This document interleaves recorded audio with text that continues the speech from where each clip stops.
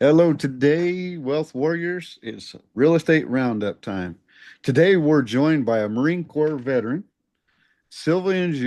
engineer with degrees from UCLA and Stanford. He's a seasoned real estate investor, building his portfolio while he's still working his day job. Through his company, the Flow Authority, he helps others achieve financial freedom through active and passive income, real estate income, and also offers a unique network marketing opportunity within the industry. Wow. Ladies and gentlemen, welcome to the show. Chris, how are we doing today? Thanks, Jody. I'm great. How are you? Good, good. So, Chris, tell us a little bit about yourself. Yeah, so that's a great intro. Pretty much, I grew up in the Midwest, out there in Wisconsin. Joined the Marine Corps fresh out of high school, and realized real quickly that that wasn't for me. But there's a lot of great lessons learned in there, a lot of great benefits I got out of it, and met some of the best people that I'm still friends with today. So nothing bad from that. And then, moved out to California, went through community college, undergrad, graduate school, and got my dream job right out of there. And kind of slowly moving up the ranks. I'm now going on 8 years in engineering. Um, but the one challenge that I run into, I mean, this is partly just being out here in California, but also just in general. Like people think, oh, I'm going to go to be an engineer, go to school to be an engineer. I'm going to make all this money, and I'm going to do really well for myself and have an awesome career. And you can have a great career, but the pay is not what you would think for an engineer. And to the fact that, after 8 years, I have a condo that I'm living in, and it's tough to pay the bills. And that's with not only the compensation from my full-time job, including bonuses and all that, as well as I get a monthly stipend basically from the VA for my time in service, as well as my rental properties, right? So all these different multiple streams of income, as well as the marketing business. So with all of that, it's still a challenge. And so, I kind of just got to a point where I'm like, I need to figure out a different path forward. And for me, real estate is that path. And so I've been investing in real estate. I mean, I've been learning about it, reading about it, bought my first property in 2020. So 4.5 years ago now, but really started getting deep into the active investing side of things about 2 years ago, and that kind of is where my journey started there. Nice. Well, first, thank you for your service. Um, how long were you in? I did 4 years, 4 years. yeah, 2008 to 2012. Nice. So And lucky enough to land your dream job, man. That's pretty cool. yeah. And still can't all them income streams still can't afford it in Cali. What part of Cali are you in? I'm in Southern California, Orange County. Oh, Yeah. yep. It's I mean, whether it's LA County, Orange County, San Diego County, or even up in the San Francisco Bay Area, it's even more expensive up there. Um, and what I'm learning now, getting more into the real estate side, is not only is it more expensive, but there are a lot of extra risks and liabilities with being any type of business owner here in California, especially a landlord. So that added on top of everything else is making it a little bit challenging. So Wow. So you're actually investing in your real estate right there in California, not going out of state with your investments or I'm actually mostly out of state. I own two condos here. One of them is I'm living in, so not really an investment. The other one, it's that first condo I bought back in 2020, and now it's a rental now. So that one's actually cash flowing a couple $100 a month. And the interest rate's really, really low. So I'm getting a lot of the income on that is kind of appreciation and equity, right? As I pay down that mortgage, I mean, about half the payments going to the mortgage, which is normally, it'll take, I don't know, 15 to 20 years for it to cross that point. I've only owned, like I said, owned this for 4.5 years, and I'm already pretty much at that threshold. So definitely worth holding on to for that. It sounds like you bought it right there in COVID, in the middle of COVID. So did you buy it and live in Yeah. it first, and so you didn't have to deal with the madness going on there? Or- Yeah, yeah, exactly. I actually, before I bought the condo, I was looking at duplexes out here and hoping I could house hack a little bit. But the challenge with that is one, I didn't have any reserves whatsoever. I kind of just decided on a whim, like, hey, I just learned about real estate and it sounds really cool. Sounds like a great thing. And I've got this VA loan. I can go buy a duplex and rent out one unit, no money down, right? I knew nothing about any of like the closing costs. I didn't even know what closing costs were, that was a thing and how much that would be. Um, Knew just about nothing. So there was risk because I didn't know anything. There was risk because I had no reserves. There was risk because they had the rent moratorium, and who knows how long that was going to go. And there's risk because it's California, and they were probably going to prolong that, which I believe they did, like compared to the other all the other states. So Yeah. yeah, so at the end of the day, I almost pulled the trigger on a duplex. It was a really cool house. It was actually an historic, it's like listed as a historic house, designed by some, I forget the guy's name now, but he was a famous architect for the area. So it was a really beautiful house. But the other thing with that is I would have to live in the little bungalow, like single bed bungalow in the back, while the tenant would be paying half as much as me and living in the big house in the front. So it Wow. just, I was willing to do it because I just wanted to get into my first deal and make something happen. But um, with all those other factors at play, and it was right on the verge of a really bad part of town and a really upscale part of town, like right in the middle of it. And there is, I drove by there actually with my mom when she came and visited me once, and I was kind of in this point trying to make a decision, and we went back down through the alley, which is how you would access the garage, and there was like a bunch of trash, and somebody's pants were right in front of the garage, bunch of homeless people hanging out across in the alleyway and stuff. So I don't know. We both got kind of bad vibes from it and just decided not to do it. And even if we put an offer, who knows if it would have gotten accepted anyways. But that was kind of the start of it. I was a little bit, down, I guess, from that. But then I'm like, hey, I saw all these condos for sale, right? At a third of the price of what that duplex was. I'm like, I could at least stop renting and go take advantage of these low rates. And I actually ended up offering a little bit more than what they were asking and asked them to pay the closing costs, and they did. So I didn't have any out-of-pocket expenses. So it Very was nice. beautiful because I knew nothing. So, my realtor did not prep me for this, and she just starts sending me things, and I'm like, "What's this? I didn't know I needed to do a home inspection. Like, what's the cost? Do I need to pay for that? I thought I didn't need to pay for stuff because I'm a veteran, and I just didn't know." Yeah. So, No, I understand. I walked into my first house hack. It was three houses, one lot, and I walked into closing. I'd never closed a house before. It was yeah, a for sale by owner, so okay, that made it even worse because there was no realtor to tell me anything. I yeah, showed up at closing table. We didn't have the closing. We didn't have a loan set up yet. Nothing. oh And of wow, course, they were real helpful and basically, this is what you got to go do. And but that was yeah. not the closing table. So needless to say, we didn't close the first time, but we did the second. So Well, that's good. uh, I mean, a lot of this is learned by doing, right? So, um, but I'm really happy I bought that property. And, at literally 1 year later, the thing shot up in value as everyone's property did during that time.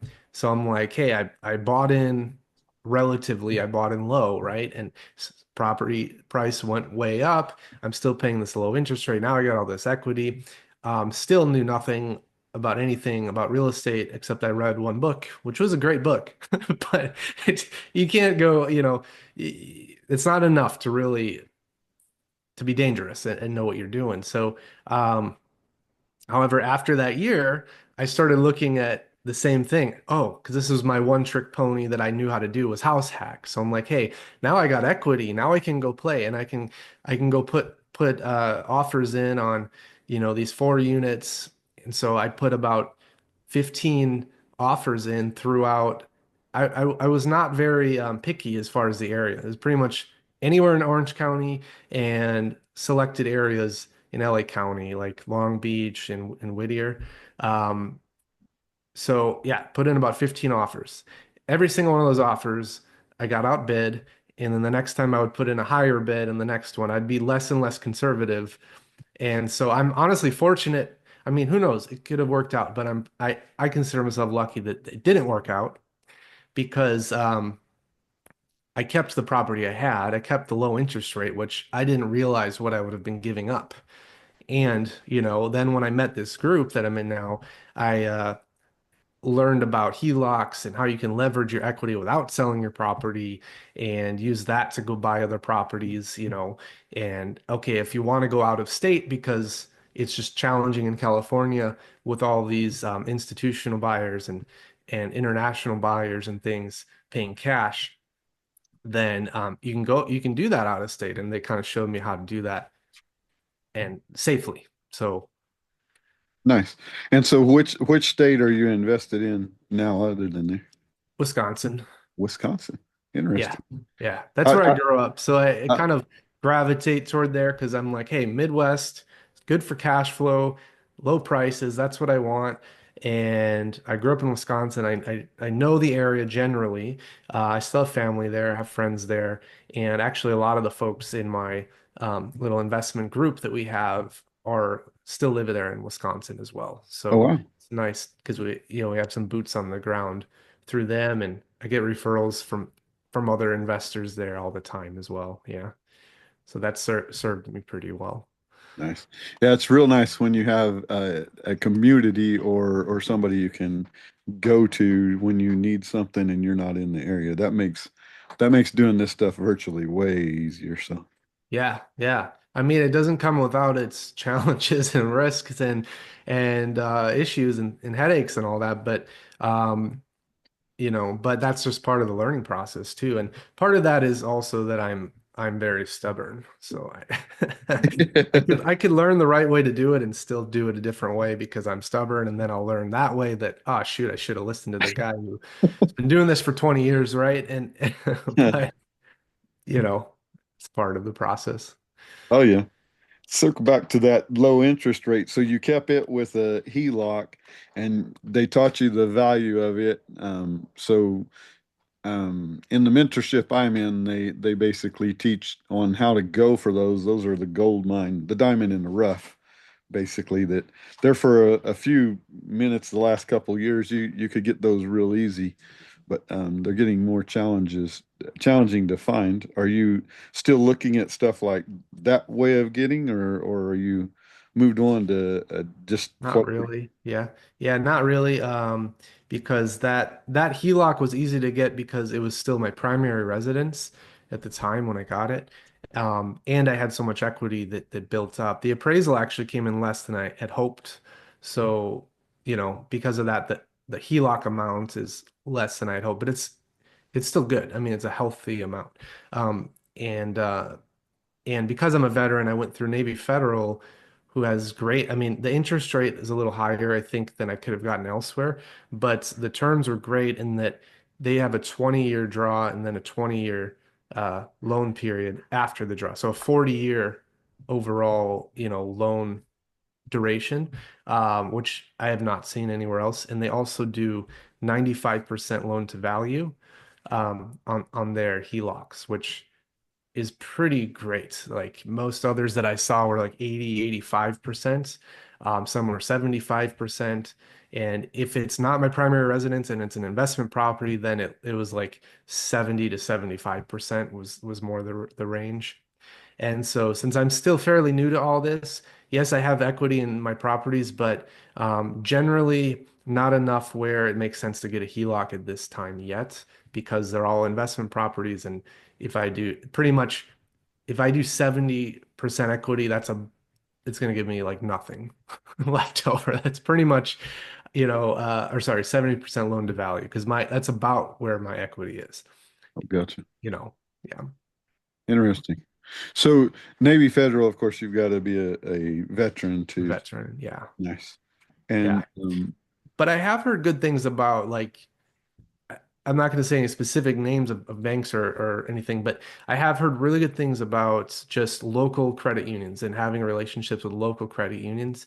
I've even heard of some giving 100% loan to value. I don't know if they're still doing that or if that was a short-term promotional thing, um, but yeah, it pays to have those relationships. So that's one thing that I'm working on right now. And I have found a challenge in that being an out-of-state investor, because a lot of those local credit unions want you to live there locally, and my business is there locally. I have properties there. I have family there. So some are okay with that. But then, I also have a holding company that owns my local LLCs, and that's out of Wyoming, and they don't like that. So it just depends on the bank. So it's a lot of networking and talking to folks. But yeah, if you live in the area you invest, it might be a little easier to build that relationship with the local credit unions. yeah, for sure. So, your stuff in Wyoming, is it I mean, in Wisconsin, Mhm. is it a condo too, or is it something different up there? No, no, I have two duplexes and one single family home right now, and I'm actually under contract currently for a 5 unit. Well, it's legally it's a 4 unit, so it's a legal 4 unit, illegal has an illegal fifth unit in the attic in Milwaukee as well. Oh, So nice. yeah, I did an inspection. They always find stuff on that, um, but that's why I do it because they find important things that most of the time it's not just like, you don't need to do that. You don't need to do that. Like, just trying to get a drop in the price. It's legitimate stuff that you should probably fix or at least plan to fix in the next couple of years. For example, on this one, like the roof, they advertise 5 units, even though legally it's four, Mhm. and I confirmed that several different ways. But the other thing is that the roof is they advertise a newer roof and they have a new layer of shingles on the roof, but it's the fourth layer of shingles. Oh, wow. And I forget I think my inspector said it's like 800 pounds per layer or something. So I mean you're talking 3,000 pounds of weight sitting on top of that roof. And legally, you can only have two. You can have three if you have an engineer's report kind of certifying that, hey, this structure can handle that much weight. But that's it. So again, no permits. That's kind of the theme. This area in Milwaukee, albeit it's very common to do that, to just not pull permits for just about anything, which is unfortunate. But it is just kind of how investors do things out there. So, Yeah. Yeah, we had a house that we were going to buy. We were buying it from a wholesaler, actually, not too long ago at all. And thankfully, my partner was like, "There's a big tree in that front yard. I've had problems with roots and in sewers and pipes and stuff, so I yeah, think we ought to have an inspector out for that." And although yeah. that wasn't a problem when he run it down there, he crawled in the attic, and the house had burnt at one time. And Mm, you know, they had replaced half of the lower joist there, not the joist, the rafter, but okay. the part that was up top and actually holding the roof. I mean, the cracks in the wood from the burning, and they just spray painted it white. And Oh, wow. so Yeah. needless to say, at that point we were like no deal, and Yeah. probably one of the best $500 that I've spent not to buy a house. Right, right. Yeah. And and the the realtor on this one, he's basically said, "Oh, it'd be a shame if you walked away after spending all that money and spending all that time." I'm just like, I do that to protect myself. And if I don't move forward, that means that I feel there's more risk in moving forward than I'm comfortable, and I'd rather lose out on that money and time, right? I mean, that's just the balance, and it's a big decision. So, I don't know. We'll see what happens. I'm somewhat hopeful, but they are pushing back a little bit and trying to play some games, it seems. So um, we'll So are see. you having them lower the price to cover the roof, or they just got to cover getting the roof done, or how? Yeah, I gave them a couple options. So Um, the first option was basically, hey, you advertised a 5 units with a newer roof. So deliver me a permitted, compliant 5 unit with the newer roof, and I'll give you, and we'll stick to the terms we already had, right? We won't change anything about our terms. Just you got to fix those the main things, which there were some major stuff like the electrical. Um, the problem with that is if they go to try pull permits on this fifth unit, it's zoned for 4 units and below. So they might not even get it approved because of that alone, right? They'd have to get a variance. And if that went through, now the inspector's gonna come and it could open up a whole can of worms. So I understand why they wouldn't want to do that. I wouldn't want to do that either, but that's what was advertised. So I gave that option. I also gave an option of, hey, I looked at it as a 4 units. If we're not going to go that route, get it permitted. If we don't fix any of the stuff in that fifth unit, and so I lowered the price to reflect a 4 unit. And then there was sort of a hybrid option that I gave. And then they countered via email, sort of unofficially, right? They countered and um, and they gave me kind of a hybrid of the second and third options. So the price was between those two, but they had less favorable terms on the financing side of it. Um, and I was okay with that. It worked. And I said, hey, I'm good to go with this, write up the paperwork and let's move forward. And if like, I don't know, 4 hours, 5 hours later, he messaged me and said, oh, I talked to the seller again, and he realized that he's paying the covering the closing costs, which is normally that's the case when he chose to use a realtor, and when you choose to use a realtor, typically the seller will pay all of the closing costs associated with that fees. I'm still paying a small portion of that fee, but most of it was on him. But that was always the case from our first agreement, our first accepted offer. And so he came back and basically raised the price exactly 4% of the purchase price, which is the realtor commissions, and said, "Hey, if I'm gonna pay the closing costs, I need to account for that." And it's like, well, then you're not really paying the closing costs, are you? Right? Now I'm paying the closing costs, which Yeah, is that's not gonna happen. I'm like, like if it were up to me, we wouldn't be using a realtor. I don't need a realtor to do this. That was your choice, and I didn't even, one big lesson learned on this is I agreed to just, not have my own representation, and so that realtor is duly representing us, but he's really not. The yeah, seller's his friend, he's yeah, his buddy, so. Um, Legally he's supposed to, but he's not. I mean, what pays him the commission? The seller, yeah, right? So yeah. Yeah. lots of lessons learned on this one, as per usual, but that's good. I mean, I can take that moving forward and share that with the team. Nice. So So with the team, you've got a team going on, or your team of the group of people you're yeah, the group of people that are investing kind of together with me. So so we have so my company is called the Flow Authority, and basically I help people become the authority of their flow, meaning regain control of their life. Their flow is your life and how you choose to live it. And I do that by helping people get educated and get started in real estate investing because that's the path I'm going, and I see it very clearly. I'm experienced, I'm confident in it.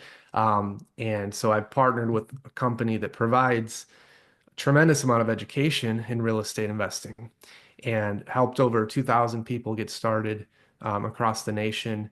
And so there's a bunch of kind of subgroups within that.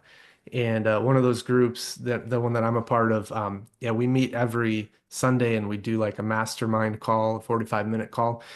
People bring deals to the call, and we'll kind of look at it together and just get another set of eyes on it. But whenever I'm going through a deal, I usually will bring it several times until the thing closes, just to continue to like, keep people updated, let them know what's going on so they can learn from my experiences as well. And others will do the same. So it's really nice to have to share that knowledge with them. And then when others are going through deals, they can share that knowledge with me as well. And we can kind of learn together. And so it's the education, but also that community element is huge. Yeah. That's I think that's the best thing in the community. I mean, it's not a mentorship or nothing like that. It's literally a community Yeah. and people actually looking to help other people. Yeah. All the way from get started to it may be your 100th deal and they're willing to help you no matter what. So it's Right. a different vibe. There you go. Yeah. And I haven't joined any RIA groups, but and I can't speak for so I can't really speak for the RIA groups. Those are, I think, probably a lot lower fees and costs and things like that. But I don't know, the couple people that I know in the group that have done that, what they have told me is it's like hawkish in there. Like if you bring a deal, people will steal deals from each other and stuff like that, or you got to use their guy or I don't know what the repercussions are, but it's like you're supposed to use everybody's people within that network sort of thing. At least that's what their experience was in their local RIA. That's definitely not the case with us. I mean, we just had our national conference, which is in Utah every March. And so I was there, I went out there in person. A lot of the folks in our little group were out there as well. I think there was about 500 people there in attendance. Um, but I met a lot of people that I've never met before, folks that were up on real estate panels during the conference, and everybody was so welcoming, and willing to just share whatever information, contacts, anything that they had, even though I already paid for my education. Like there's nothing they can really gain from that financially, at least not right this second. So, Yeah. yeah, it's great to network with people. And I think it's just that sort of pay it forward mentality, right? I mean, people helped them and lifted them up when they got introduced to all this, and they see me and I'm just asking for help, and then they're trying to lift me up as well. So that's kind of the culture that we're bre Yeah. breeding there. So yeah, Ours in the one I'm in is giver's gain, and it literally everybody's willing to give whatever to help and whatnot. And of course, everybody yeah, grows with that too. And so uh, yeah, yeah, there it's was great. we just had our national convention too. In fact, last weekend, and talking about the so we had a pre-event before the event, and went to that and listened to some of the guys that were doing the stuff they were doing and literally world changing stuff. One guy that stands out was definitely the guy that helping veterans. He's helping get them Mm, off the streets, get them into homes, helping them rebuild their lives and whatnot. And yeah. they're actually currently in Houston taking what somebody was stopped building. They had a container home that was going to be they were building a nice house out of. And I don't know what the problem was with not finishing and whatnot, but these guys have now taken it over and they're going to make 9 different units for veterans down there. So, Oh, um, that's awesome. Yeah. yeah, these communities, like I said, you can't explain what all's going on. You can't even, yeah, it's just, Yeah. Yeah. And, there are investors out there doing good things for humanity. So I feel like investors get a bad rap because there are definitely some bad eggs out there, right, who just are trying to take advantage. But from what I've seen, those people don't generally last very long, anyways, as investors, just because I don't know what it is. If you call it karma or whatever, but um, what I've been told from the most successful people in our group and throughout this community is you got to go in there with an intention of service every time, right? You have to go in there. Who am I serving? How am I helping them?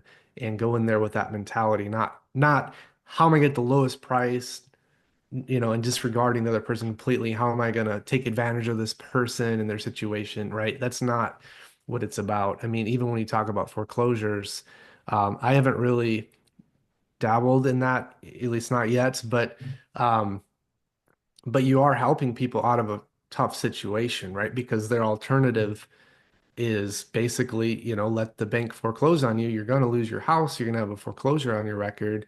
Um, what other alternative do you have? Are you can file bankruptcy and delay the process. Now you got bankruptcy on your record. And so when an investor comes in and is able to take over their payments for them, get them up to date, remove that from their record, and and give them a little bit of money to go start fresh. I mean, that's huge. Like you're helping them, they're helping you. I mean, it's a win-win. Oh yeah, So, especially keeping that foreclosure off their credit. That's you get a foreclosure yeah, on there, and it's going to be hard to buy anything else for the next 7 years, versus yeah, just saving them from that. Maybe they get their life back together, and it may take them a year or two, but they get their life back together, and then they're able to do it again because you didn't let a foreclosure go on the record. So yeah, there's a lot of value in it. And then I I know there's people in our community, but one. In particular, Caroline, she's actually saved people's houses from going to foreclosure and kept them in it, got it where they could stay in it. And oh, okay. um, She sold it back to them somehow, no, or no, it wasn't nothing like that because that'll get you in trouble. But okay. basically, basically, she literally helped them go through the process to be able to adjust whatever needed to be adjusted with the bank to actually keep the home. Oh, So okay. um, Gotcha. I don't know what it's called because honestly, I got about that close to going ahead and jumping into wholesale and um, Yeah. learned that hey, you don't have to go there. And I was already a buyer, and of course, doing it on my own and stuff versus a team and everything. And so that's when I learned that it was like, no, I really don't want to go there. And honestly, it was it's not because of part of it is just not my personality. And there's people doing great things to help people even in that.